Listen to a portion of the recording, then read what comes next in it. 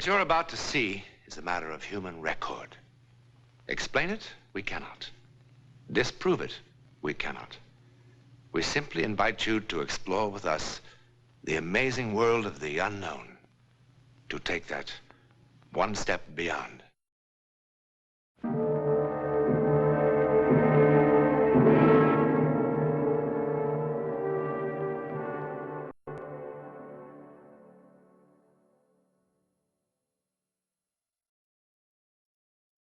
Like, thousands of other couples in Manhattan, Jim and Betty Hennessy are giving a cocktail party.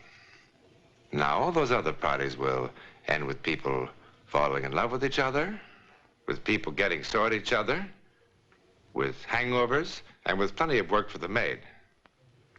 But this one, oh boy, this one. I don't know. Sometimes I can't do it at all. Oh, stop that. What about the time that you told Marie Cooper that their house was going to burn down 3 days before it happened? Yeah, that was really out of this world. It was really horrible. It wasn't your fault, darling. After all, you got us married. How did she manage that? She told me I was going to meet a man in Bermuda because of a flat bicycle tire. And a year later, I would marry him. And we were married to the day. How come you could fix a bicycle tire? In the Army, you couldn't clean your rifle. I still can. Oh, well, now, come on. It's not that bad. Oh, he's very handy. No kidding. She's really terrific. She went into some kind of hypnotic sleep a year before Betty and I ever laid eyes on each other. And she called all the shots right on the button. Sure she did. You don't believe it, huh? I believe she saved lots of cocktail parties. Look, next time you're in Chicago, remind me to take you on State Street to a little old woman. She's got a genuine African monkey paw. All she does is touch it, and the whole future lights up. And she told me I'd be the next governor of Illinois. Oh, you'd love her. Okay, buddy. Ladies and gentlemen, we have a wise guy from Chicago in our midst. He doesn't believe in our Ellen. What do you say, Ellen? Would you be willing to do it? Oh, please, I'd rather not. Well, maybe the spirits are with Miss Larrabee today. Some other time. Well, you mean when there are no cynics on the premises? No, just some other time. But there can't be any other time, Ellen. He's flying back to Chicago tonight. Come on, don't make a jackass out of me. I think this is wonderful. You and Arthur have never seen each other before. You know absolutely nothing about him. And you might be able to tell him something. It'll wipe that smug smile off his face. Charlie, come on. You make her do it. Now, what's Charlie got to do with it? Well, they sort of work together. Uh-huh. That's an act. Well, maybe it is an act.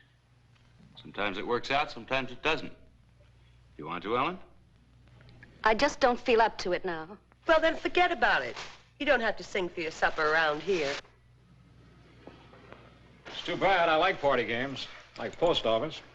I'm a whiz at post office. And I'm sorry I'm such a wet blanket. Oh, look, for Pete's sake, I hope I didn't hurt your feelings. You didn't hurt my feelings, Mr.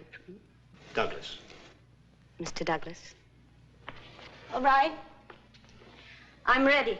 Oh, marvelous. Oh, good. Good. Ellen, you don't have to do this. I want to. Mr. Douglas, I hope you'll be amused. Well, come on, everybody. Get comfortable. Grab a chair. Now the party livens up. Excuse me.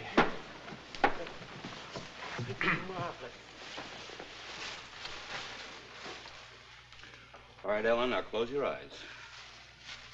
Now relax. Relax completely. Now you're sinking. Down, down, down. Floating. Your mind is free in space. World's far away. Far away. You feel wonderful. Light and wonderful. Wonderful. Wonderful. Wonderful. Now, where are you, Ellen? Moving. Moving. Do you see anything? Nothing. Nothing. Oh. He doesn't notice them. Notice what? They're not his anyway. What's not his, Ellen? The keys.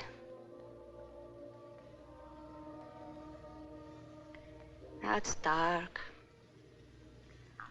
Dark, dark, dark, dark. A tunnel. Stop. What stopped? Where did it stop? There's so much noise.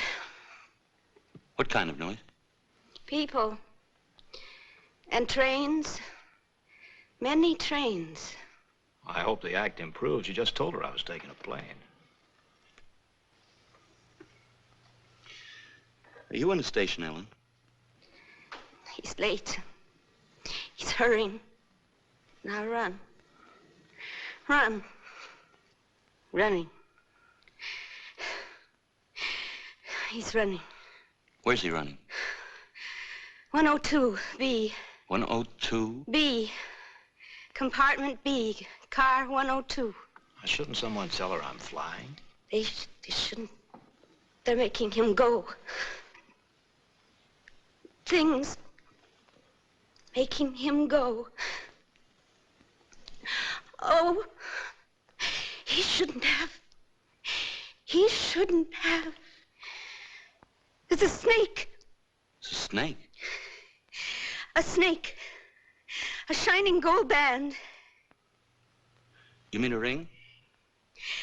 Yes, a ring. Now I see. To thee, for whose dear love I rise and fall. Oh, isn't that lovely? It must have meant a lot. Whose ring, Ellen? Hers. Hers? Well, well, well. Now, Arthur, if this bores you, we can stop right now. No, don't be silly. Now it's getting interesting. Oh, she's so pretty. Dark hair. Very interesting. Traveling suit. Gray. Fur bow.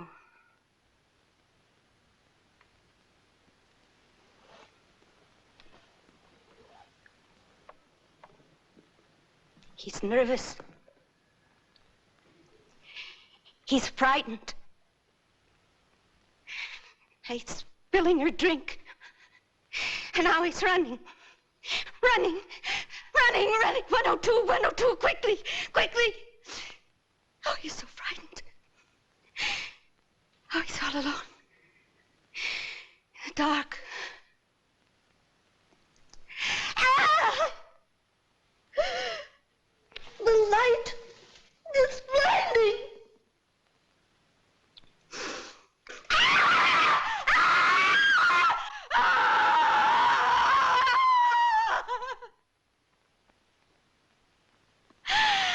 She's standing in front of him with a knife. With a knife. With a knife. Ellen. Ellen! You're all right, darling. You're all right now. Well, nothing like this ever happened before, Arthur. I'm sorry. Guess it was a lousy idea. What did I say?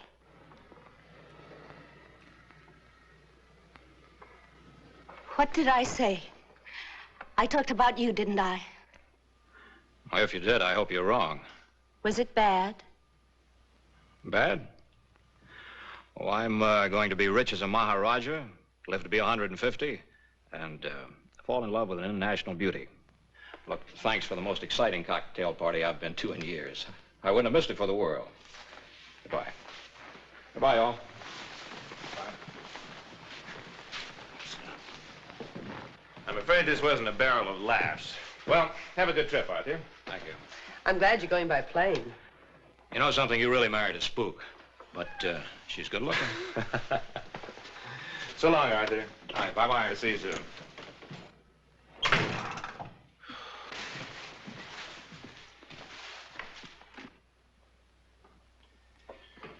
For being such a bust, there's an awful lot to clean up. mind, Matty. I'll get it. I wonder who that could be. I hope nobody forgot anything. It's one thing I can't stand is a party that never ends. Arthur. Hey, where's the party? Well, what happened? Why aren't you in the plane? Well, don't you ever look out your windows? Nothing's leaving Idlewild for who knows how long. What are you going to do? Exactly what your Miss Larrabee said I was going to do. Well, I knew you wouldn't mind my waiting here instead of the station. You're not going to take a train.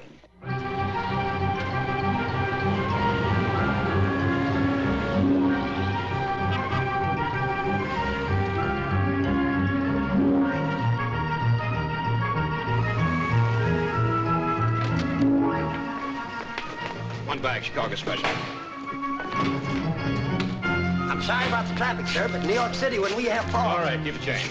Thank you, sir. Gee, I'm sorry. All right, that's all right. Hey, mister! Okay, what? Mister! You dropped your keys, sir. Oh, they aren't mine. Okay. The keys. They're not his anyway. Going right out, sir. City Hall.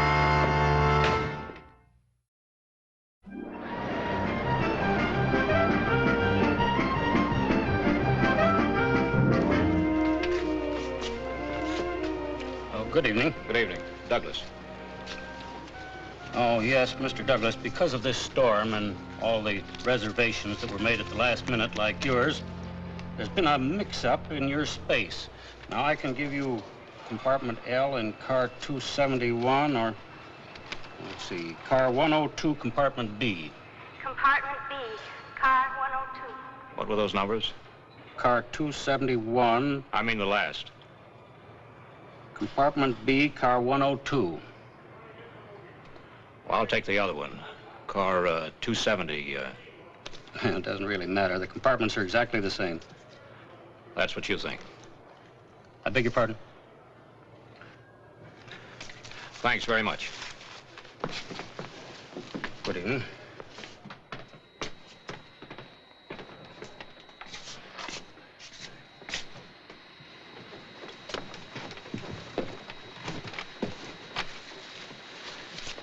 There you go.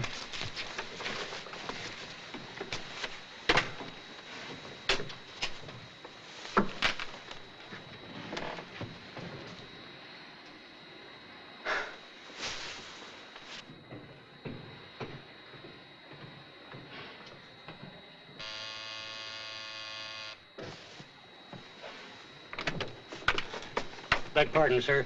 This last-minute change seems to have gotten us all fouled up. I'm afraid we're going to have to change cars after all. You see, this lady belongs in here. The porter will move you. I'm very sorry for the bother. Where are you moving me to? Well, the only space we have left, car 102, compartment B. Now, if you'll permit the porter to... I'm not permitting the porter anything. I'm staying right here. Oh, but Mr. Douglas... Look, why don't you put the lady in the other compartment?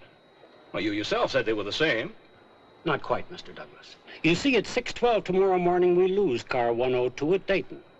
That means that its passengers will ride in the club car the rest of the way to Chicago. And since this lady has had this space reserved for so long, it hardly seems fair that she should be the one who's inconvenienced. Well, I'm not moving. Look, rather than cause all this fuss, I'll take the other compartment. No. Just a moment. Mr. Douglas, as the conductor of this train, I'm responsible for the comfort of the passengers. Now, this lady purchased this space some weeks ago, and she's not going to be inconvenienced because of a clerical error, and I must say a most uncooperative man. Look, I've got to get to Chicago. Car 102 will take you there quite nicely. And if that compartment is not acceptable to you, I must ask you to leave the train. All right. All right, let's change. Thank you, Mr. Douglas. Think nothing of it. I'm sorry about all this bother. All right. All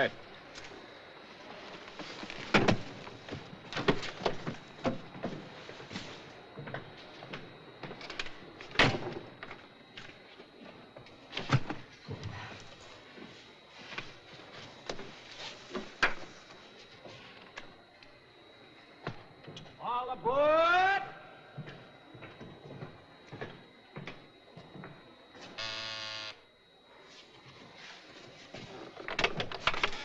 Yes? Oh, excuse me. I believe I left my hat in here. Oh. Thank you. I shouldn't have made all the fuss about the compartment. Oh, that's all right. Nobody likes to be shuttled about. Yes? I did apologize about getting annoyed, didn't I? Yes, you did. I'm sorry. The two cheapest words in the language. When a fellow says I'm sorry and offers to buy you a drink, that really means something. What do you say? Oh, thank you. Maybe if you're in the club car later, I'll see you there, but first I must change. Well, you look fine the way you are. I'm glad you approve. I do. I'll be waiting for you.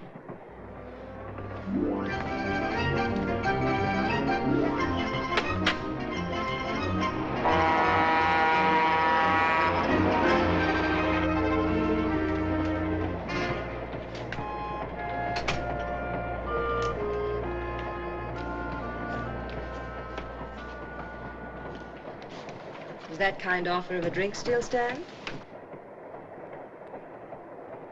Traveling suit, gray. Fur bow. Well, you did ask me to have a drink. Oh, please, forgive me. Please.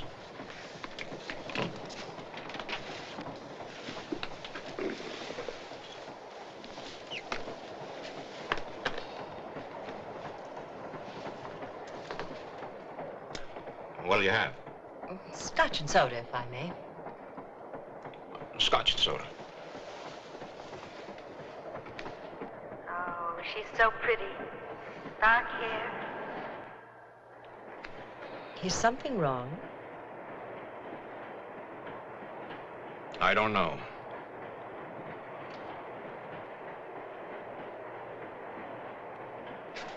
You know, I can live without this drink. Oh, please, please, forgive me. Please.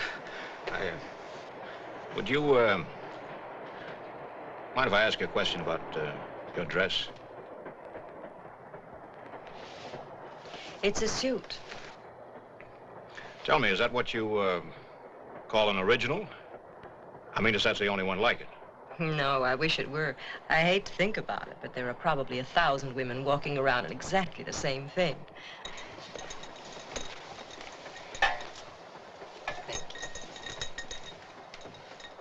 Here's to the man in compartment B. Live in Chicago? Not exactly in Chicago. Evanston. Have friends in New York? A few, not many. Tell me, by some wild chance, you happen to know Ellen Larrabee? No, I don't think so. Thank you. You're sure? Quite sure. Now, she's small, brown hair and eyes are sort of... I really don't know Ellen Larrabee. I'm glad. What? You want to hear something really crazy? I went to a cocktail party this afternoon. A perfectly normal cocktail party. And then it was this completely average-looking woman there, this Ellen Larrabee. Now, look, I'm the most practical guy in the world. I believe 2 and 2 are 4, period. But this Ellen Larrabee told me that I was...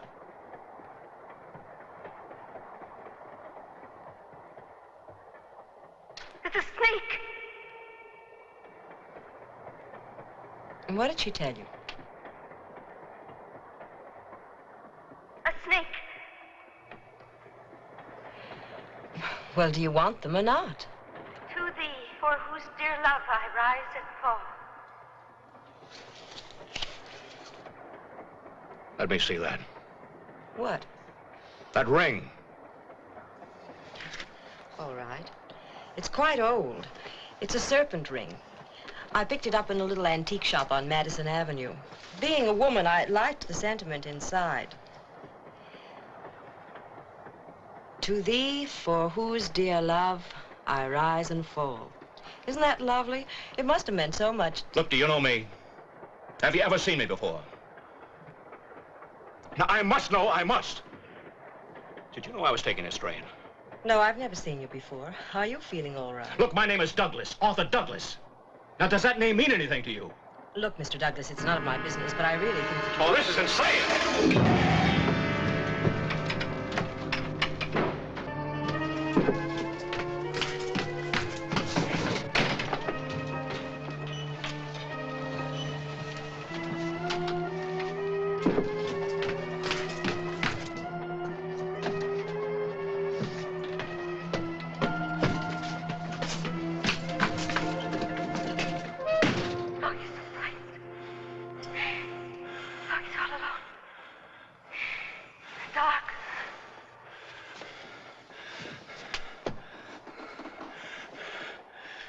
What is this? What is this?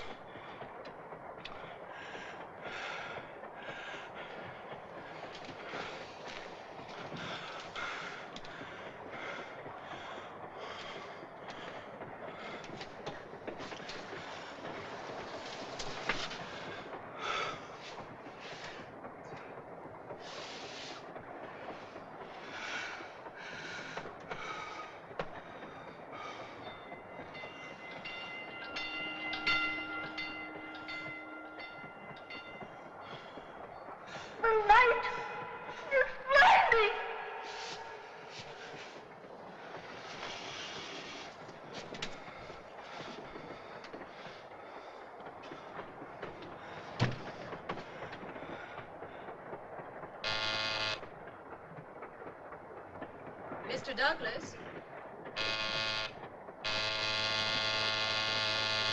Mr. Douglas?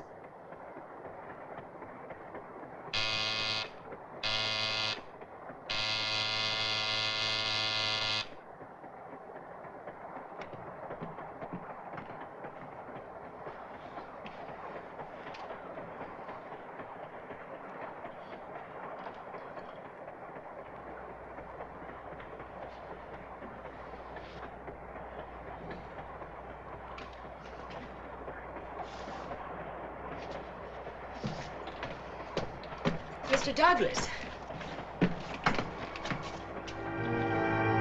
Mr. Douglas.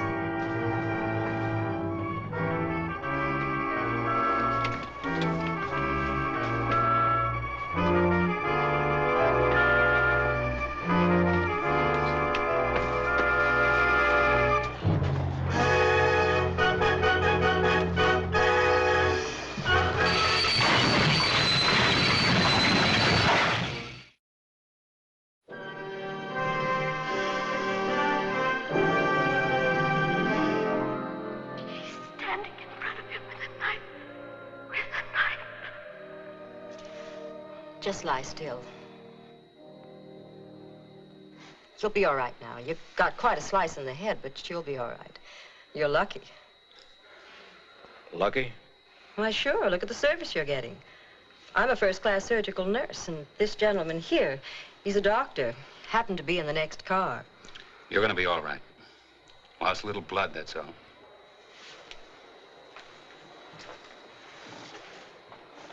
Whatever made you pull that emergency cord? They'll probably give you a medal. Medal?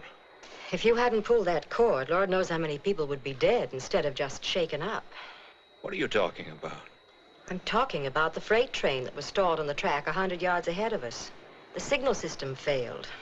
We stopped about 6 yards from the caboose.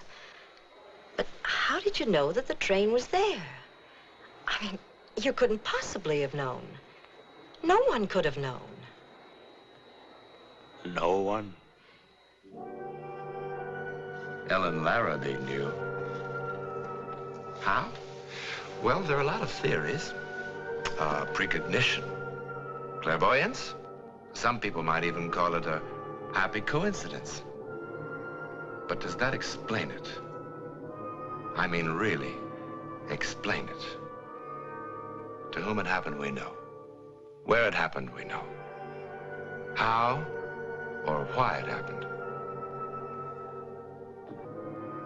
In a moment, something else to wonder about.